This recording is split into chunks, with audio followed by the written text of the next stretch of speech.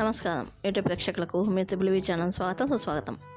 ఈరోజు మనం చేయబోతున్నాం రుచితో పాటు ఎన్నో రకాల ఆరోగ్య ప్రయోజనాలుండే పసుపు కొమ్ములతో కూరను చూపించబోతున్నాను.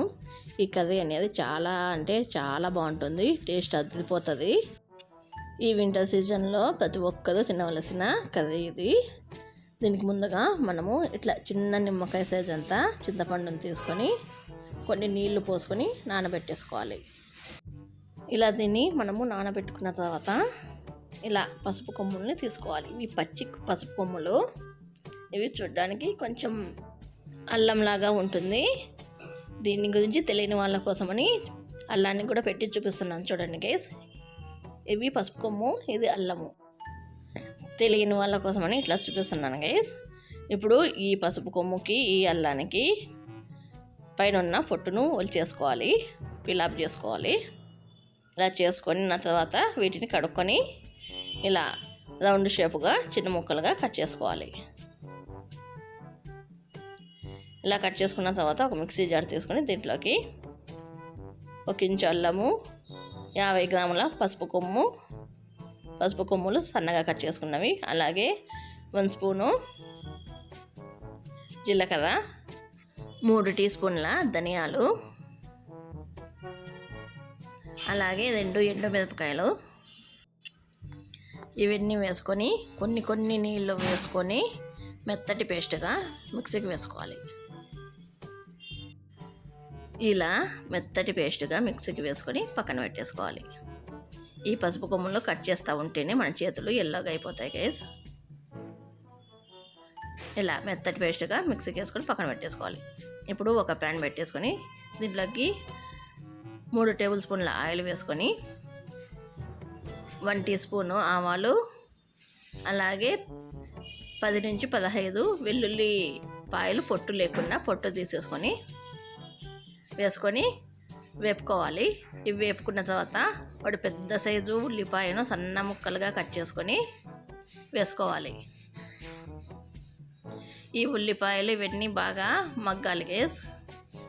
లైట్ గోల్డ్ కలర్లోకి వచ్చేంత వరకు బాగా వేపుకోవాలి. అలాగే దీంట్లోకి కొంచెం కరివేపాకు కూడా వేసుకోవాలి. ఈ ఉల్లిపాయలు మెత్తబడేంత వరకు వీటిని వేపుకోవాలి. ఇలా ఉల్లిపాయలు మెత్తబడిన తర్వాత దీంట్లోకి మనం ముందుగా మిక్సీకి వేసుకున్న పసుపు పేస్ట్ వేసుకోవాలి.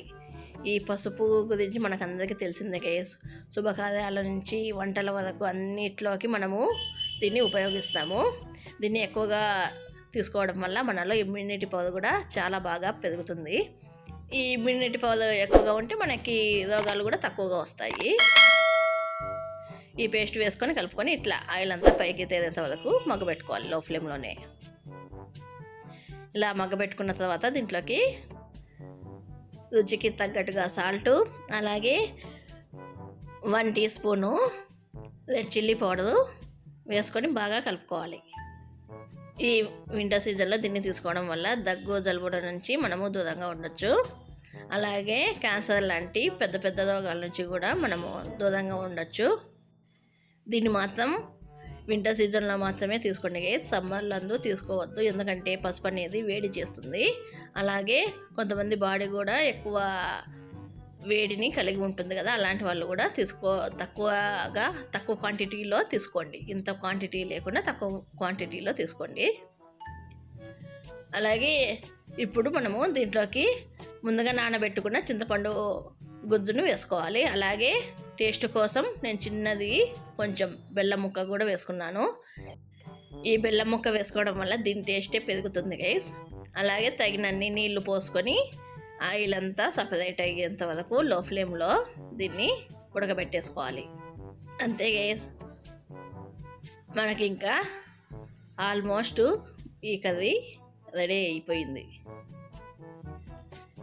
ఇలా ఆయిల్ అంతా సపరేట్ అయ్యేంత వరకు దీన్ని ఉడకబెట్టేసుకొని ఒక బౌల్లోకి సర్వ్ చేసుకుంటే మన ఎంతో రుచికరమైన, అలాగే మనకు ఆరోగ్యానికి ఎన్నో రకాల ప్రయోజనాలను అందించే పసుపు కర్రీ రెడీ గైస్.